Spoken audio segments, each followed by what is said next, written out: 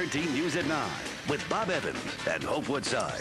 Earlier, we met medical intuitive healer Melinda Lee. She's not only a healer, but a certified anatomy instructor. Now, you heard two of her clients' stories. Now meet a woman who learned from Melinda how to do theta healing on herself and her family.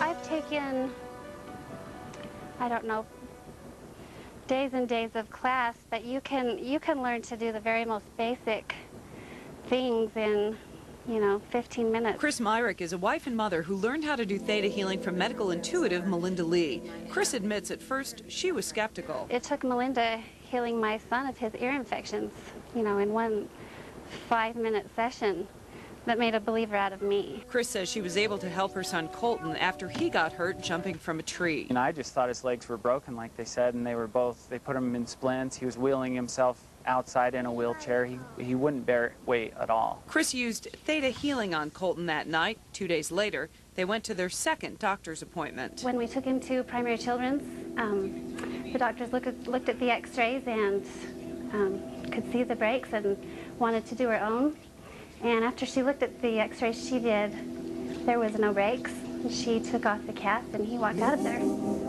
So in 2 days' time? Yes. He was fine? He was fine. It was at that visit that Chris's husband Kurt became a believer in energy work. As a physical therapist, I've seen some people get better I would never expect, but this is completely different. I mean, I was based in the physical world, and this is, it's hard to believe at first. Dr. Hugo Rodier, a family medicine practitioner in Utah, says energy work is common in Eastern medicine.